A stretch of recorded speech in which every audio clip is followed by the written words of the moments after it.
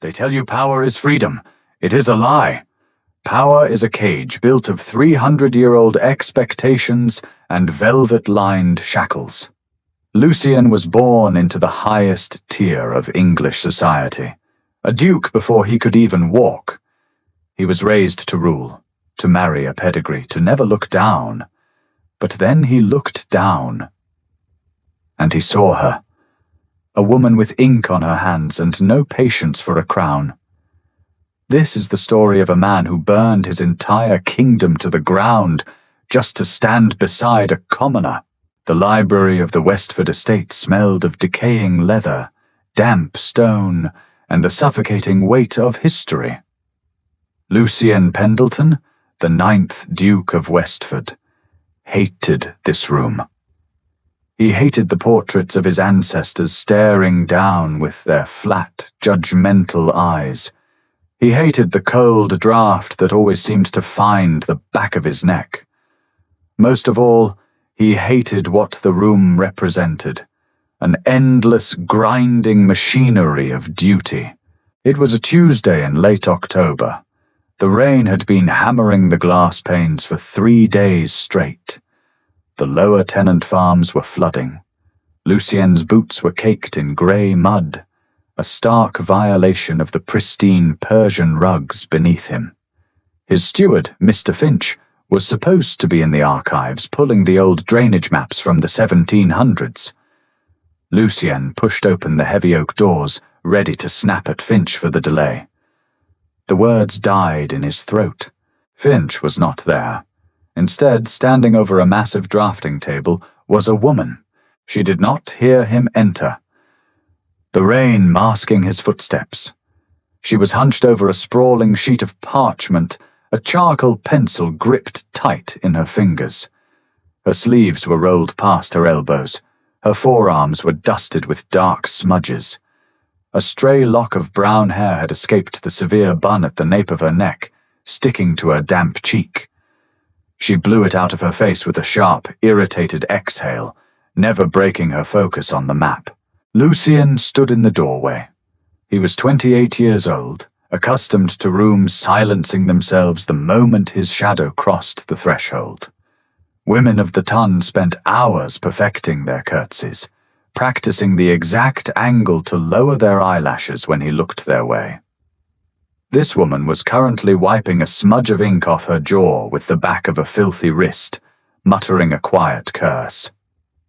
"Where is Finch?" Lucien asked. His voice echoed in the cavernous room. The woman jumped, the charcoal snapping in her grip. She whipped around. Her eyes were sharp, hazel flecked with the color of dried autumn leaves.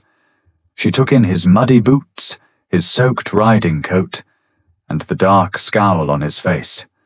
She did not pale. She did not drop into a trembling curtsy. "Mr. Finch is in the village," she said. Her voice was surprisingly low, rough around the edges, entirely devoid of the breathy affectation Lucien was used to. The apothecary's roof caved in. He went to assess the damage. "And you are?" "Nora," she said, turning back to the table. "Nora Higgins. I do the drafting for Mr. Finch." Lucien stepped further into the room. The sheer audacity of her turning her back on him sent a strange jolt through his chest. It wasn't anger, it was shock. "You are altering the estate maps." "I am correcting them," Nora replied, picking up a fresh piece of charcoal. The 1740 survey was done by a man who clearly didn't understand the water table. He drew the eastern ridge as a solid gradient. It isn't. It bows in the center. That's why the lower pastures are currently drowning. Lucien closed the distance between them. He stopped at the edge of the table, looking down at her work. It was precise, beautifully stark. The topography was rendered with clinical accuracy, the new drainage routes marked in heavy, confident lines. "You understand the water table?" he said, the statement flat, testing her. She didn't look up. "I understand gravity, Your Grace. Water goes down. If you put a stone wall in the middle of a slope, the water stops going down and turns a wheat field into a swamp. She used his title, but it sounded like a punctuation mark, a necessary grammatical function rather than a sign of deference. Lucian stared at her hands. They were rough, the nails filed short, the knuckles raw from the cold room. They were the hands of someone who worked, who built, who survived. Finch never mentioned he hired a draftswoman. Lucienne said, "Finch didn't hire me. My father was the estate surveyor. When his eyesight failed 3 years ago, I took over the drafting. Finch pays him, I do the work. It keeps the ledgers neat." She finally looked at him, really looked at him. She didn't shrink under his gaze, but he saw the tension in her shoulders. She was waiting for him to object, waiting for the aristocrat to balk at a woman doing a man's mathematics. "The Eastern Ridge," Lucienne said, pointing a gloved finger at the map. "If we cut a trench through the chalk line here, will it drain the pasture by tomorrow?" Nora blinked. The defensive set of her jaw softened just a fraction. "No, the chalk is too dense. You have to go around it. Here." She reached out, her bare, ink-stained finger tracing a path just inches from his leather glove. "Following the natural curvature, it will take a crew of 20 men about 6 hours. Draw the schematic," Lucienne commanded. "I want it in my study in an hour." He turned on his heel and walked out. He didn't look back, but as he paced the length of the grand hallway, the scent of damp wool and linseed oil clung to him, entirely eclipsing the smell of the decaying aristocracy. It started as a matter of practicality. The rain continued for a week. The estate was in crisis, and Nora Higgins was the only person who actually understood the geography of the disaster. Lucian began spending his mornings in the drafting room. He told himself it was to oversee the recovery efforts. He told himself it was his duty as the Duke to manage his land. It was a lie. He knew it was a lie by the third day when he found himself staring at the nape of her neck while she debated the structural integrity of a stone bridge. Society in London operated on subtext. Every conversation was a chess match, every smile a calculated risk. Nora did not play chess. She operated with a blunt, jarring honesty that Lucian found intoxicating. "You are hovering, Your Grace," she said one afternoon. The rain had finally stopped, leaving a pale, watery sunlight filtering through the high windows. Lucian shifted his weight, crossing his arms over his chest. He was standing too close behind her chair. "I am observing. You are breathing on my neck and making me misjudge the scale of the western boundary." She corrected it, sliding her ruler across the parchment. "Most people do not speak to me in that tone, Miss Higgins. Most people want something from you," she replied easily. She didn't look up. "I just want you to move 2 steps to the left so you stop blocking the light." Lucian moved 2 steps to the left. He realized, with a quiet sense of horror, that he was smiling. He hadn't smiled genuinely in months, perhaps years. "What do you want, Nora?" he asked. The question slipped out before he could stop it. The use of her first name hung in the quiet room, a sudden crossing of a boundary they both knew was there. Nora stopped drawing. The silence stretched. She set the charcoal down and wiped her hands on an old rag. She turned in her chair to face him. The cynicism in her eyes was old, older than her years. "I want to finish this survey." Her voice quiet, stripped of its usual bite. "I want to take the wages. I want to buy the small bookbinder's shop on the edge of the village, so my father can live out his days without worrying if we will freeze in the winter." That is what I want." Lucien looked at her. He saw the exhaustion under her eyes, the frayed cuffs of her simple wool dress. He was a man who owned half of the county. He could buy 100 bookbinder shops with the coin in his desk drawer. The impulse to just give it to her, to fix her life with a wave of his hand, surged violently in his chest. He didn't do it. He knew instinctively that she would hate him for it. "No grand ambitions?" he asked softly. "No desire to see London? To wear silk?" Nora let out a short, hollow laugh. "London is for people who can afford to play pretend. I am a commoner, Your Grace. Silk catches on splinters. I live in a world of wood and dirt." She looked away, staring out the window at the muddy grounds. "You live in a world of velvet. They don't mix. The velvet just gets ruined, and the dirt stays dirt." Lucien stepped forward. The space between them vanished. He leaned his hip against the edge of the drafting table, forcing her to look at him. He pulled off his left glove, tossing it onto the parchment. Then he reached out and took her hand. Nora froze. Her breath hitched. He didn't kiss her knuckles. He didn't offer a courtly bow. He simply turned her hand over, pressing his palm against hers. His hand was larger, the skin smooth and uncalloused, despite his recent days in the mud. Her hand was rough, stained, mapped with tiny scars from paper cuts and sharp tools. Flesh and bone," Lucien said, his voice dropping to a low rumble. He traced the line of her palm with his thumb. A tremor went through her fingers. "I bleed the same color you do, Nora. The velvet is just a cage. It doesn't make me different." Nora stared at their joined hands. For a terrifying, breathless second, she gripped his hand back.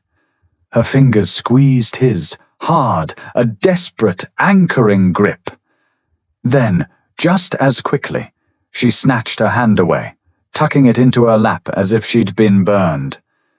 "Your Grace," she whispered, her voice shaking. Don't what? Don't play with me. It isn't fair. You get to be bored with your life and come down here to play at being a regular man. But when the game is over, you go back to your manor. If I play, I lose everything." She turned back to the table. The wall was up. The ironclad reality of their stations slammed down between them. Lucien stood there, his hand empty, the ghost of her touch burning his skin. He wanted to argue. He wanted to tell her she was wrong. But he was the Duke of Westford, and he knew she was absolutely right. The real world did not wait for the mud to dry. It arrived in a carriage bearing the crest of the Pendleton family. Lady Beatrice, the Dowager Duchess of Westford, possessed a spine of steel and a heart that operated strictly on ledgers. She had raised Lucien not as a son, but as an asset. When she swept into the estate's grand foyer 2 days later, the temperature in the manor seemed to drop 10 degrees. Lucien met her in the drawing room. He had washed, changed into a crisp cravat and a tailored coat, the mask of the Duke sliding effortlessly back into place. "Mother," he said, offering a stiff bow. Beatrice did not embrace him. She inspected him. "You look tired, Lucien. The country air is supposed to rejuvenate, not drain. I hear you have been tramping about in the muck with the labourers." The estate was flooding. It required management. That is what you pay an estate manager for. She countered smoothly, taking a seat by the unlit hearth. She arranged her skirts with precise, calculated movements. "You must learn to delegate, Lucien, especially now. Lady Caroline arrives on Thursday." Lucien stiffened. "Caroline. Here." Yes, her father, the Earl, has finally agreed to the terms of the settlement. It is time to formalize the courtship. You are 28. It is past time you secured the line. Lucienne stared at the cold ashes in the fireplace. Lady Caroline. She was 20, blonde, perfectly educated, and entirely vacant. She was exactly what a duke was supposed to marry. A breeding mare with an impeccable pedigree. I'm not ready to marry Caroline, Lucienne said quietly. Beatrice paused. Her eyes narrowed, cutting through the pleasantries. Ready as a concept for tradesmen and romantics, you are a Pendleton. You will marry her, and you will smile while you do it. She stood up, brushing an invisible speck of dust from her sleeve. Now, I need to speak with Finch about the household accounts. Where is his office? Dread, cold and heavy, settled in Lucienne's stomach. He is in the East Wing. He followed her, matching her slow, aristocratic pace down the long corridors.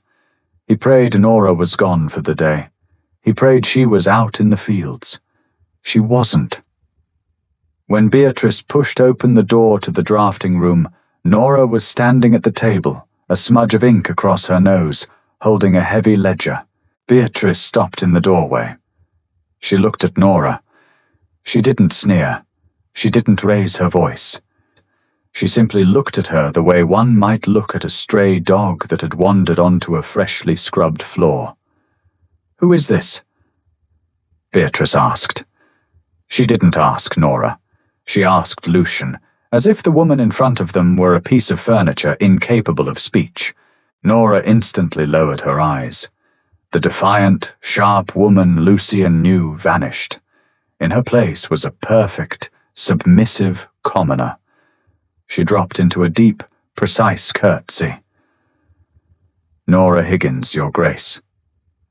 Nora said to the floor, I assist Mr. Finch. A woman? Beatrice's tone was light, airy, and utterly lethal. How quaint. I suppose Finch is taking charity cases now. Leave us, girl. I need the room. Nora didn't hesitate. She didn't look at Lucian. She kept her head down, gathered her cloak from the peg by the door, and slipped out of the room like a shadow. Lucien's hands clenched into fists at his sides. The leather of his gloves creaked. She is a skilled draftswoman, Mother. She is the reason the lower valley didn't wash away entirely. Beatrice turned to him, her expression pleasant and cold. Do not be absurd, Lucien. She is a peasant with a pencil. Do not embarrass yourself by defending the help. She stepped closer to him, her voice dropping to a harsh whisper. I know why you have been hiding down here. The servants talk. You think you are the first lord to dally with a working girl? It isn't like that. Lucien snarled, the mask slipping. It better not be. Beatrice snapped back. Play with the mud if you must, Lucien, but do not track it into my house. Lady Caroline arrives Thursday. Clean up this mess, or I will. Beatrice swept out of the room, leaving Lucien standing alone in the quiet archive. That evening, he went to the bookbinder's shop in the village. It was raining again, a fine, miserable mist. He stood in the shadows across the cobblestone street. Through the lit window, he could see Nora. She was sitting by the fire, reading aloud to an older man with grey hair. Her father. She looked tired. She looked real. Lucien stepped out of the shadows, crossing the street. He raised his hand to knock on the heavy wooden door. His knuckles hovered an inch from the wood. If I play, I lose everything.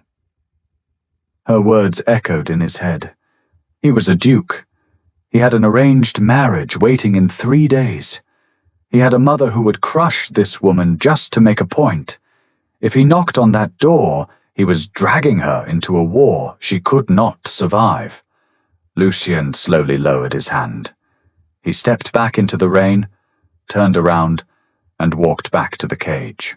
Lady Caroline arrived on a Thursday, accompanied by 4 trunks of silk, 2 maids, and a suffocating cloud of rose-water perfume. Lucian stood at the foot of the grand staircase, wearing a coat that cost more than the entire village of Westford earned in a year. He watched the carriage pull up through the tall parlour windows. The gravel crunched beneath the heavy wheels, a sharp grinding sound that settled directly behind his eyes. Caroline stepped down. She was objectively beautiful. Her hair was the colour of spun sugar, perfectly coiffed to withstand the journey. Her smile was practiced, measuring the exact degree of warmth appropriate for a prospective duke. "Your Grace," she murmured, dipping into a curtsy that belonged on a stage. "Lady Caroline," Lucien replied. He took her gloved hand. It felt like holding a porcelain teacup, fragile, cold, and entirely devoid of life. He pressed a perfunctory kiss to the air above her knuckles. "Welcome to Westford." The next 3 days were an exercise in slow asphyxiation. Conversations with Caroline were a choreographed dance over a shallow pond. They discussed the London season. They discussed the weather. They discussed the appalling state of the roads.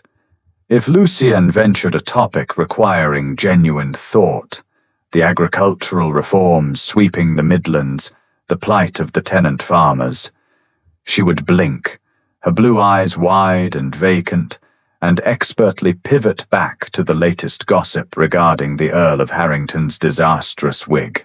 She was a mirror, reflecting only what society deemed acceptable. There was no dirt on her hands, no ink, no fire. By Saturday afternoon, Lucien felt a physical tightness in his chest. He was sitting in the drawing room, balancing a delicate teacup on his knee, listening to Caroline and his mother debate the merits of French lace versus Belgian. "Don't you agree, Lucien?" Caroline asked, turning her bright, expectant face toward him. Lucien looked at her. He tried to see his future in those eyes. 50 years of sitting in this room. 50 years of empty chatter. 50 years of never truly being seen. "I apologize," Lucien said, standing abruptly.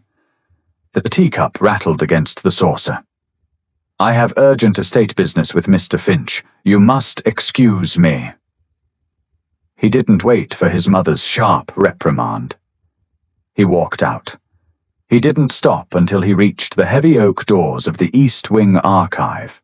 He didn't knock. He pushed the door open, the desperate need for cold, hard reality driving him forward. Nora was there. She was standing at the tall window, her back to him, looking out at the grey sky. She wore the same frayed wool dress. Her hair was tied back with a simple black ribbon. The room smelled of old paper and dust, and to Lucien, it was the purest air he had breathed in 3 days. At the sound of the door, Nora turned. Her expression instantly shuttered. The easy defiance he had come to know was gone, replaced by a blank, guarded mask. "Your Grace," she said, executing a brief, stiff curtsy. The formality felt like a slap. "Nora," Lucien said, taking a step toward her. She took a step back. The message was clear. The boundary his mother had violently established was currently built of stone. "Mr. Finch is in the south pasture, Your Grace," she said. Her voice was flat, devoid of the gravelly warmth he craved. "He will not return until evening. I am not looking for Finch." Nora's jaw tightened. She looked away, her gaze fixing on the floorboards between them. "Then you have no business in this room, and I have work to complete." She moved toward the drafting table, giving him a wide berth. Lucian watched her, the frustration mounting in his blood. He crossed the room in 3 long strides, putting himself between her and the table. "Look at me," he commanded. It wasn't a request. It was the Duke speaking, a terrible habit he couldn't break when cornered. Nora stopped. She slowly raised her head. The look in her hazel eyes was not fear, nor was it deference. It was pure, unadulterated anger. "I am looking, Your Grace," she said softly. "I see a man who is bored of his houseguests, a man who wants to play a dangerous game because the safe one is too tedious." "That isn't true, isn't it?" She stepped closer, the fire finally breaking through the ice. "Your bride is in the parlor. Your mother is likely timing your absence. If you stay in this room, you drag me into the mud. And unlike you, I cannot simply wipe my boots and walk back into a palace." Lucian clenched his jaw. "I am not marrying her." Nora laughed, a harsh, jagged sound. "Yes, you are, because you are the Duke of Westford, because your entire life was written before you took your first breath. Do not lie to me, Lucian. Do not insult my intelligence by pretending you can simply walk away." It was the first time she had used his name. It hit him like a physical blow, stripping the air from his lungs. It was an anchor, dragging him down into the gritty reality they both occupied. "I walked away the other night," Lucian said, his voice dropping to a harsh whisper. "I stood outside your house in the rain. I wanted to knock. I wanted to sit by your fire. But I didn't, because I knew my mother would destroy you if I did." Nora flinched as though his words had struck her. The fire in her eyes flickered, the anger cracking just enough to reveal the exhaustion buried beneath weeks of fear, grief, and relentless struggle. She folded her arms tightly around herself, trying to shield against the cold draft creeping through the room, and the even colder truth she could no longer deny. For a long moment, she said nothing, her gaze fixed on the floor as she fought to steady her breathing. Finally, she looked up, her voice barely more than a whisper. "Then stay away. If you care about me at all, stay away. Let me be a draftswoman. Let me earn my wage. Let me survive." She turned her back to him again. The dismissal was absolute. Lucian stood there, the weight of his title pressing down on his shoulders until it felt like his spine would snap. He wanted to reach out, to pull her against him, to promise her things he had no right to promise. Instead, he turned around and walked back to the velvet cage. A week passed. The estate prepared for the annual autumn hunt, a brutal, bloody tradition disguised as high society leisure. The manor swelled with lords and ladies, a cacophony of wealth and privilege that turned the quiet corridors into a battlefield of gossip and posturing. Lucian performed his duties flawlessly. He rode at the front of the party. He smiled at Lady Caroline's insipid jokes. He nodded when his mother loudly praised the imminent union of the Westford and Harrington estates. He was a ghost haunting his own life. He did not go near the East Wing. He did not look for Nora. He told himself it was an act of protection. He told himself it was the honorable thing to do. He was beginning to realize that honor, as defined by the aristocracy, was merely cowardice dressed in fine clothes. On the 3rd day of the hunt, the weather turned bitter. A biting wind swept off the moors. Lucian, separated from the main party after chasing a stag into the deep woods, found himself riding back towards the estate alone. The sky was the color of bruised iron. He took the shortcut through the village. It was a cluster of stone cottages with thatched roofs that desperately needed repair. These were his people. He owned the land beneath their feet, the walls around them, the dirt under their fingernails. For generations, his family had extracted wealth from this soil to fund silk gowns and London gambling debts. As he rode past the apothecary, a sharp shout cut through the howling wind. Lucien pulled his horse up. Ahead, in the muddy street outside the bookbinder's shop, a small crowd had gathered. Two burly men, dressed in the heavy, rough wool of estate enforcers, were hauling a heavy wooden cart loaded with tools and bound leather volumes out of the shop. Standing in the doorway, blocking their path, was Nora. She wasn't wearing a cloak. The wind whipped her thin dress around her legs. She was gripping the doorframe, her knuckles white, her face pale with fury.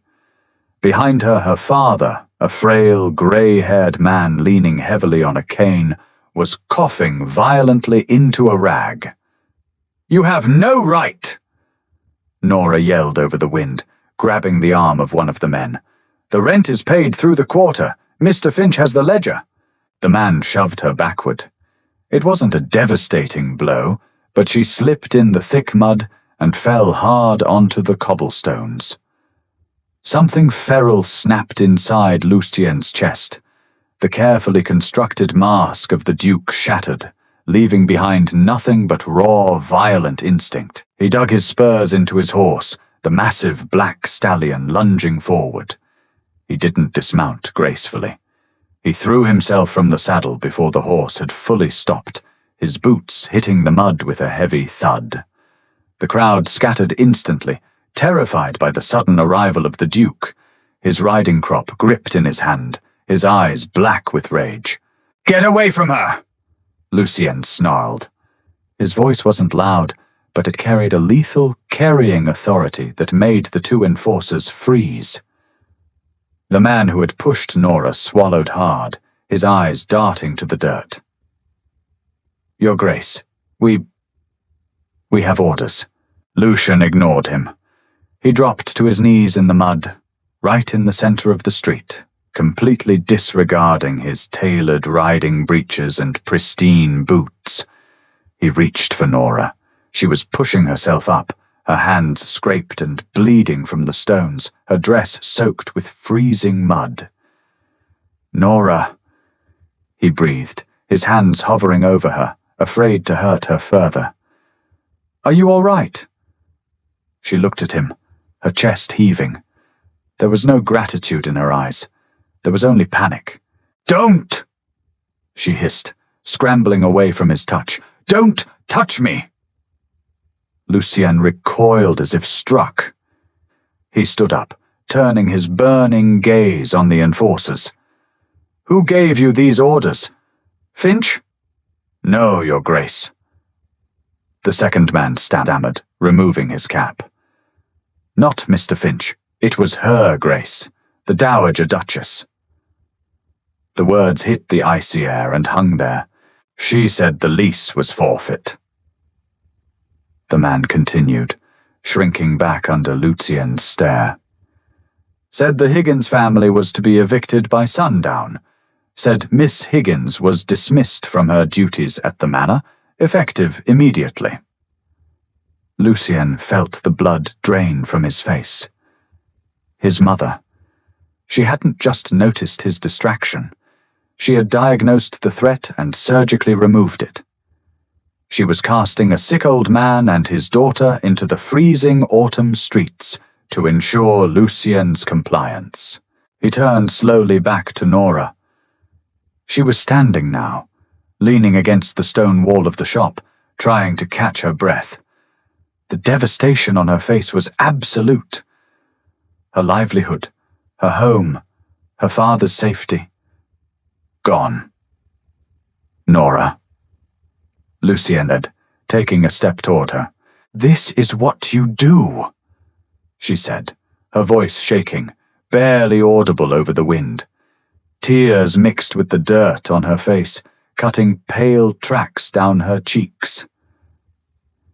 "This is what your kind does. You play with us. And when it gets complicated, you crush us. I didn't know. "It doesn't matter if you knew!" she screamed, the sound tearing from her throat. "She is doing it because of you! Because you wouldn't leave me alone! Because you had to come down to the drafting room and pretend you were a man instead of a master!" She was right. The guilt was a physical weight, dropping into his stomach heavy as lead. He had brought this ruin to her door. "Put it back," Lucien said quietly, turning his head slightly towards the enforcers, his eyes never leaving Nora. "Your Grace?" the man asked, confused. Lucien whipped around, his voice finally exploding in a terrifying roar that echoed off the stone cottages. "Put the damn cart back inside. Touch another book and I will have you stripped and flogged. Get out of my sight!" The men scrambled, terrified, frantically shoving the cart back through the doorway, nearly tripping over themselves to flee down the alleyway. The street was dead silent, save for the howling wind. The villagers watched from behind and cracked shutters. Lucien looked at Nora. She was shivering violently, wrapping her arms around her chest. The barrier between them wasn't stone anymore. It was an ocean of blood and history, of landlords and tenants, of predators and prey. "I will fix this," Lucien swore, his voice rough. Nora looked at him, her eyes deadened by an exhausted, cynical truth. "You can't fix it, Lucien. Not as long as you are the Duke. The crown always wins." She turned and walked into the dark shop, closing the heavy wooden door in his face. The click of the iron latch was the loudest sound Lucien had ever heard. Lucien rode back to Westford not as a gentleman returning from a hunt, but as a soldier riding into a siege. He didn't bother changing his muddy clothes. He didn't care about the gasps of the servants as he tracked half the village street across the imported marble floors of the main hall. He walked with a singular, terrifying purpose toward the east drawing room, where he knew his mother held her afternoon tea. He threw the doors open. They crashed against the oak paneling like thunder. The room was warm, smelling of cinnamon and expensive Darjeeling. Lady Caroline dropped her teacup, shattering against the saucer. Lady Beatrice sat completely still, her teacup poised inches from her lips. She looked at Lucien's mud-caked boots, the blood on his hands from his frantic ride, and the unhinged wildness in his eyes. She carefully placed her cup down. "Lucien, have you lost your mind?" "Leave us," Lucien said. He didn't look at his mother. He looked at Lady Caroline. Now, Caroline, terrified by the violence radiating from him, gathered her silk skirts and fled the room without a word, the heavy doors clicking shut behind her. Lucien crossed the room. He didn't sit. He stood over his mother, casting a long, dark shadow across her pristine tea service. "You evicted the Higgins family," Lucien stated. It wasn't a question. Beatrice didn't flinch. She picked up a silver spoon and idly stirred her tea. "I terminated a lease on a property that the estate requires for better use. The bookbinder was late on rent 3 months ago. The girl was insubordinate. I was managing the estate, Lucien, since you have been so dreadfully distracted." "Do not lie to me, mother. You threw them into the street to punish me." "I threw them into the street to protect you," Beatrice snapped back, finally looking up. The coldness in her eyes matched the freezing wind outside. "You are the 9th Duke of Westford. You have a duty to this family. You are days away from announcing a betrothal to an earl's daughter, and you are mooning over a peasant with ink on her face like a lovesick stable boy. She is twice the woman Caroline is," Lucien said, the words slipping out, a terrifying truth spoken aloud for the first time. Beatrice stood up. Though smaller than Lucien, Her presence was immense, forged in decades of absolute authority. She is nothing. She is dirt. She is a temporary amusement that you have allowed to compromise your judgment. If you think I will allow some little village rat to jeopardize the Harrington alliance, you are a fool. I am the Duke. Lucien said, his voice dropping to a dangerous, deadly quiet. You act in my name. I am reversing the eviction, and I am breaking the settlement with Harrington. Beatrice laughed. It was a dry, hollow sound. You can't. The settlement is signed by your late father's trustees. If you break it, you forfeit the unentailed capital, the London accounts, the Scottish properties. You will have a title, Lucien, but you will not have the wealth to maintain it. You will be a king of a rotting castle. Lucien stared at her. He suddenly understood the true architecture of his life. The title wasn't power, it was a leash. The wealth wasn't freedom, it was leverage. The entire system was designed to keep him exactly where they wanted him, acting exactly how they required. You would bankrupt the estate to control me, he realized, disgusted. I would secure the bloodline by any means necessary.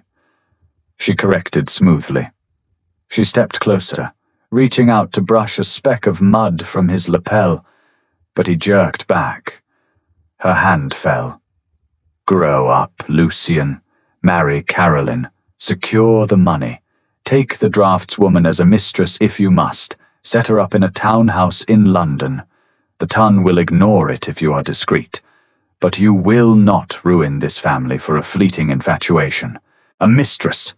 A secret kept in the shadows, visited in the dark, dependent on his coin and at the mercy of his whims.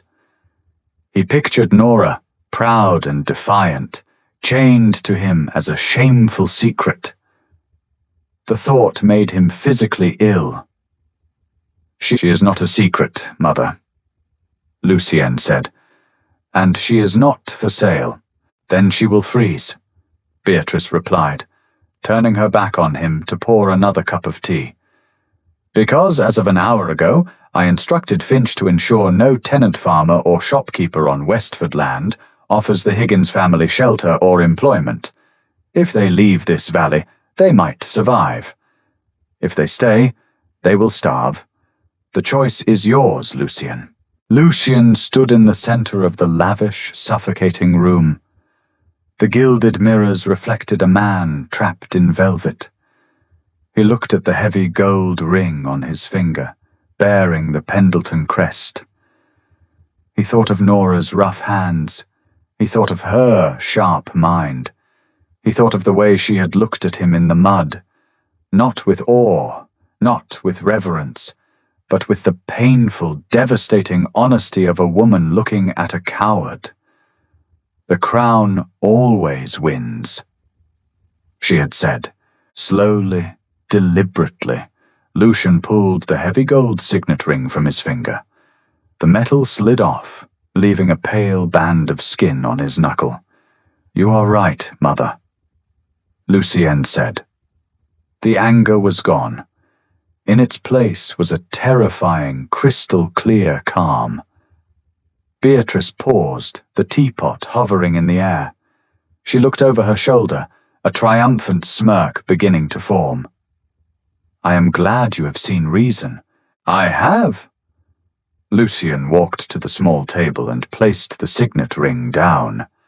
It hit the polished mahogany with a heavy, final clack.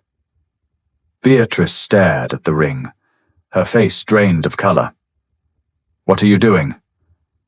I am resigning, Lucien said. You cannot resign from a dukedom.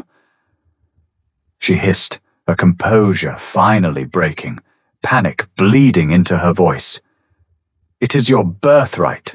It is a curse, Lucien corrected. He turned toward the door. Keep the London accounts. Keep the Scottish properties. Keep Caroline. I don't want them. The entail passes to my cousin Henry. Tell him he has my deepest sympathies. Lucien, Beatrice screamed, her voice shrill, echoing off the high ceilings. "If you walk out that door, you have nothing. You will be a commoner. You will be penniless." Lucien paused with his hand on the brass doorknob. He looked back at the woman who had raised him, surrounded by her silk and her porcelain and her empty, lonely power. "No, Mother," Lucien said softly. "For the first time in my life, I will be free." He opened the door and walked out, the heavy oak slamming shut behind him, sealing the tomb of the Duke of Westford forever. Lucien did not take a carriage. He did not take a horse. He walked out the front doors of Westford Manor and down the sweeping gravel drive. The wind was a living thing, clawing at his clothes, smelling of impending frost and wet earth. Halfway down the drive, he stopped. His tailored riding coat, heavy with brass buttons and lined with silk, suddenly felt like a straitjacket. He stripped it off. He threw it onto the pristine gravel. He tore the silk cravat from his throat and let the wind take it. He walked the 2 miles to the village in his shirt sleeves and mud-stained breeches. The cold bit into his skin, a sharp, stinging reminder that he was no longer insulated from the world. He welcomed it. By the time he reached the cobblestone streets, dusk was falling. The village was eerily quiet. Shutters were bolted tight. No smoke rose from the chimneys of the homes nearest to the bookbinder's shop. The Dowager Duchess had given her orders, and fear had strangled the town's compassion. Lucien found Nora and her father in the alley beside the shop. They had a single, rickety wooden handcart. It was loaded with a few threadbare blankets, a small iron pot, and a heavy wooden box of her father's bookbinding tools. Nora was currently trying to lash a canvas tarp over the top, her fingers red and stiff from the cold. The old man sat on a wooden crate, his breathing a wet, ragged rattle in the freezing air. Lucien stepped into the alley. Nora heard his boots on the stones. She whipped around, pulling a small, rusted paring knife from her apron pocket in one fluid, defensive motion. When she saw it was him, her face twisted with a mixture of hatred and absolute exhaustion. "Get out!" she snarled, her voice raw. "I am not here to fight you, Nora," Lucien said, holding his hands up, palms open. "You have no business here," she shouted, taking a step toward him, the knife still gripped tight. "Haven't you done enough? The baker wouldn't sell us bread. The stablemaster wouldn't rent us a mule. We are walking to the county line in the dark because of you. Go back to your fire, Lucien. Let us freeze in peace." "I don't have a fire," Lucien said. Nora stopped. Her chest heaved. She looked at him, truly looked at him for the first time since he entered the alley. She saw the shivering frame in the thin linen shirt. She saw the absence of the heavy wool coat. "What game is this?" she whispered, her grip on the knife faltering. "Are you mocking us?" Lucien closed the distance between them. He didn't care about the knife. He reached out and caught her wrist, his cold fingers wrapping around her freezing skin. He didn't disarm her. He just held her steady. He raised his left hand, holding it between them. The heavy gold signet ring was gone. Only a pale indentation remained on his knuckle. Nora stared at his bare hand. The breath hitched in her throat. Her eyes darted up to his face, searching for the lie. She was waiting for the punchline of a cruel, aristocratic joke. "I left it," Lucien said, his voice quiet, vibrating with a fierce, terrifying certainty. "The ring, the title, the accounts, the estate. I left it on my mother's tea table. It goes to my cousin Henry." Nora's knife clattered to the cobblestones. "You're lying," she breathed, stumbling backward. She hit the edge of the wooden cart. You can't do that. You are the Duke. I am Lucien, he corrected. Just Lucien. And I have nothing left in this world but the clothes on my back and the terrifying realization that I have no idea how to pull a handcart. Nora didn't swoon. She didn't fall into his arms. She looked at him as if he were a lunatic. You threw away a dukedom? She yelled, the sheer absurdity of it breaking her composure. You threw away millions of pounds, a lifetime of security, for what? To starve in the mud with a ruined draftswoman? To breathe. Lucien fired back, his own voice rising, the adrenaline surging through his blood. To stop being a pawn in a game I despise. To stand next to the only person who has ever looked at me and told me the truth. He stepped closer, backing her against the cart. The anger in his eyes was gone, replaced by a desperate, burning vulnerability. You told me the crown always wins, Nora, he said roughly. So I took it off. I burned the cage. I am not playing at being a man anymore. I am here. I am flesh and bone, and I am asking you to let me push this cart. Nora stared at him. The wind howled down the alley, rattling the wooden wheels. She looked at his bare hands, shivering in the cold. She looked at the stubborn, reckless jawline of a man who had just leapt off a cliff without checking for the ground.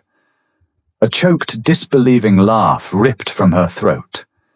She wiped a tear from her freezing cheek with the back of a filthy hand. You are an absolute idiot, she whispered. I know, Lucien said. Nora turned to the cart. She grabbed the left handle. She didn't look at him, but she tilted her head toward the empty right handle. The road to Oakhaven is 10 miles. It's uphill. If you complain once about the mud, I will leave you in the ditch. Lucien walked to the cart. He wrapped his smooth, uncalloused hands around the rough, splintering wood of the handle. It was freezing. It was heavy. It was the best thing he had ever held. The reality of poverty is not romantic. It does not smell of fresh pine and noble sacrifice. It smells of damp wool, fear, and aching bones. They crossed the Westford County line just after midnight. Lucien's hands were destroyed. The friction of the heavy wooden handle had torn the soft skin of his palms to shreds. Blisters had formed, popped, and bled into the wood. His shoulders burned with a lactic acid fire he had never experienced on a fox hunt. He was shivering violently, his thin linen shirt soaked through with freezing rain. He didn't say a word. He didn't stop pushing. Nora's father had collapsed into a feverish sleep hours ago, riding atop the cart beneath the tarp. Nora walked beside Lucien, her head down, matching his grueling pace. Just past the border, they found it. An abandoned shepherd's stone hut tucked into a copse of dead oaks. Half the thatched roof had caved in, but the stone walls held back the biting wind. Lucien muscled the cart inside. He collapsed against the stone wall, sliding down into the dirt floor, his chest heaving. The cold was sinking into his marrow. For a brief, terrifying second, the ghost of Westford Manor's massive, roaring fireplaces flashed behind his eyes. Nora didn't stop moving. She was a creature of survival. She dragged dry kindling from beneath the collapsed thatch, her movements sharp and efficient. She struck flint to steel, her hands trembling, until a tiny spark caught the dry moss. A meager, smoky fire sputtered to life in the center of the dirt floor. Hands, Nora commanded. Lucien opened his eyes. She was kneeling beside him in the dirt. The firelight cast long, dancing shadows across her face. She looked exhausted, her hair plastered to her skull by the rain, but her hazel eyes were sharp and focused. He held out his hands. They were a bloody, trembling mess. Nora hissed in a breath. She reached into her apron and pulled out a clean rag, a canteen of water, and a small tin of strong-smelling salve. "This is going to burn," she said flatly. "I've survived my mother's tea parties." Lucien muttered, his teeth chattering. "I can survive this." Nora didn't smile, but the tension in her jaw softened. She poured a trickle of water over his torn palms, washing away the mud and blood. It stung like hellfire. Lucien grunted, his jaw locking, but he didn't pull away. She applied the heavy pine-scented salve with surprisingly gentle fingers. She wasn't looking at him with awe. She wasn't treating the Duke of Westford. She was treating a man who had bled to help her push a cart. The power dynamic, the invisible wall of velvet and gold that had stood between them in the drafting room, was gone, burned away by 10 miles of brutal, freezing reality. She tore the rag into strips and began wrapping his hands. "You really did it?" she whispered, her voice barely audible over the crackle of the damp wood. She kept her eyes fixed on the bandages. "You had a warm bed, a title. You could have just let us go." "I tried that," Lucien said softly. He looked down at her bowed head, watching a droplet of water fall from her hair onto his bandaged knuckle. "I stood outside your shop. I walked away. It felt like dying." Nora finished tying off the linen strip. She didn't let go of his hand. She slowly looked up. There were no more defenses left. The cynicism she wore like armor had been stripped away by exhaustion and shock. They were sitting in the dirt, freezing, with absolutely nothing to their names but the clothes on their backs. Lucien leaned forward. The cold in the room ceased to exist. He kissed her. It wasn't a polite, practiced kiss in a fragrant garden. It was desperate. It was clumsy. Their cold noses bumped, their freezing lips pressing together with a fierce, anchoring heat. Lucien brought his bandaged hands up, cupping her face, ignoring the sharp sting in his palms. Nora gasped, her hands flying up to grip the lapels of his soaked shirt, pulling him closer, anchoring herself to him in the dark. She tasted of rain and salt and absolute defiance. When they finally broke apart, they were both breathing heavily, their foreheads resting against one another. "We have exactly 3 shillings, Nora whispered, a terrified, hysterical edge to her voice. "My father is sick. We have no roof, and you don't even know how to chop wood." Lucien let out a low, rumbling laugh. He pressed a kiss to her temple, wrapping his arms around her shivering frame, pulling her tightly against his chest to share their body heat.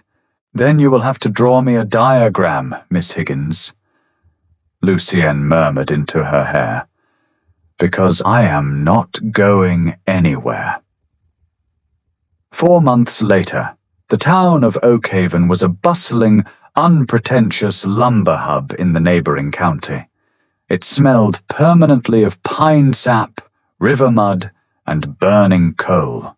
Lucien Penn stood waist-deep in the mill pond, a heavy iron peavey gripped in his hands. The sun was high, beating down on his bare back. His skin, once pale and soft, was baked brown by the sun and scarred by slipping timber. The muscles in his shoulders and arms were thick, corded with the brutal, daily reality of hauling logs from the river to the screaming saws. He dug the iron hook into a massive oak trunk, gritting his teeth, and heaved. The log rolled in the water, perfectly aligning with the chain haul. "Good lad, Penn!" shouted the foreman from the bank. Take your break."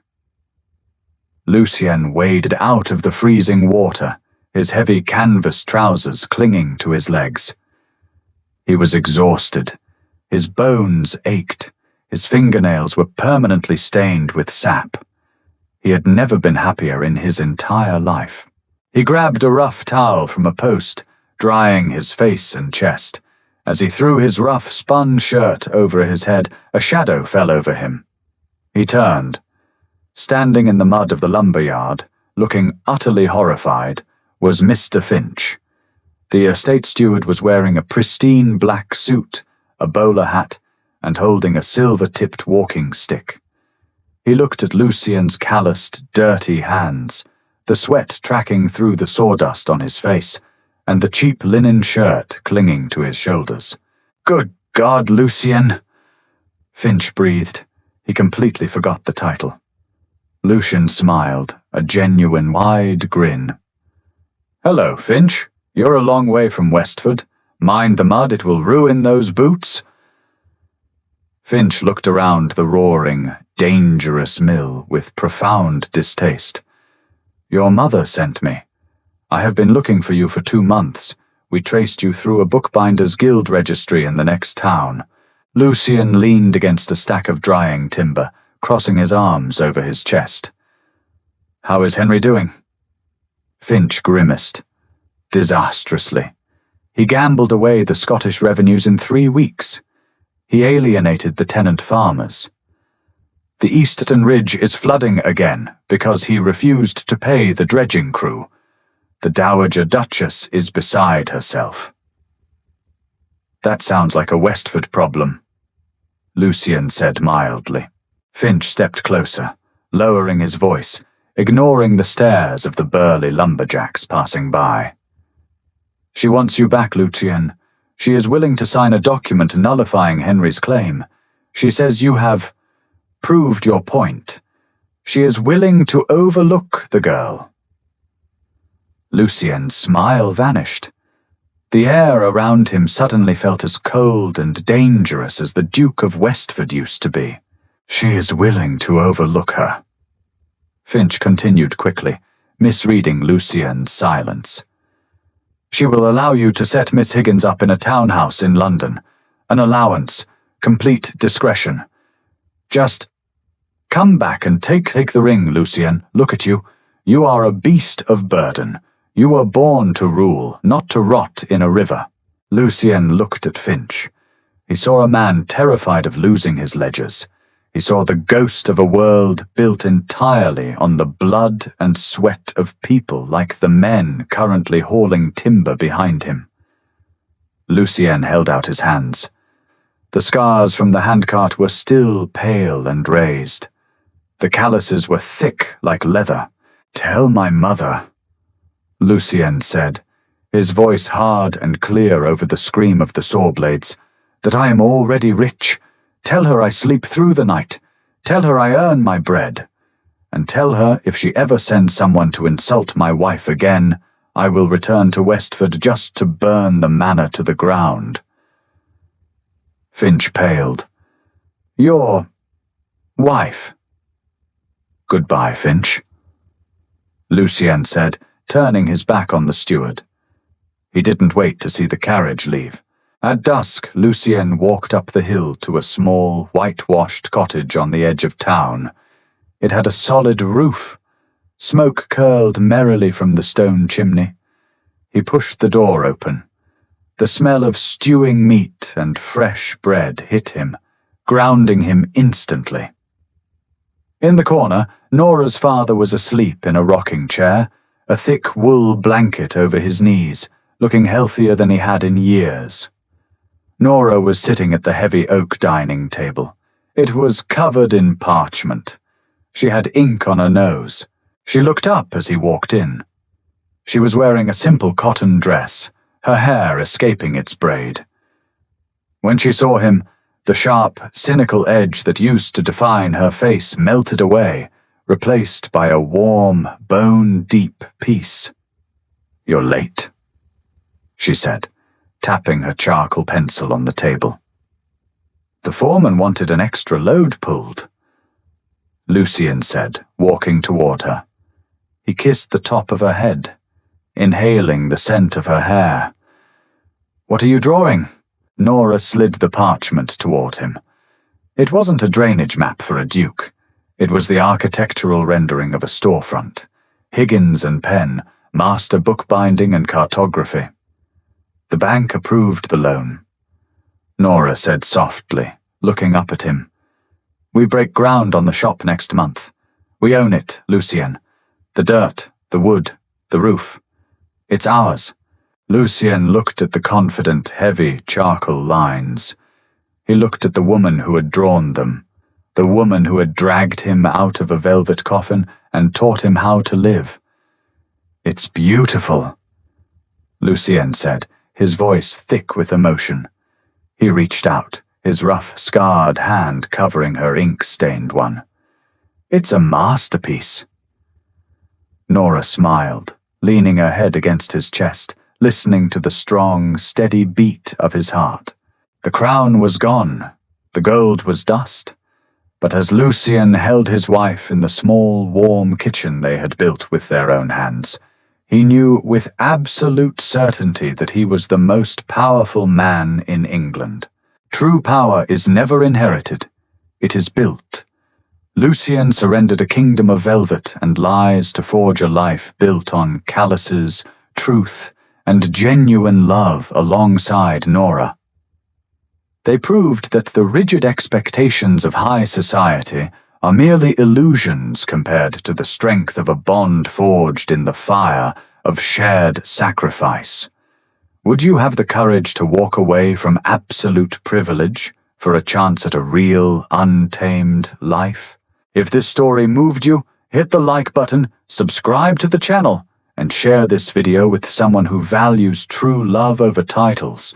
Drop a comment below. What would you have said to Mr. Finch?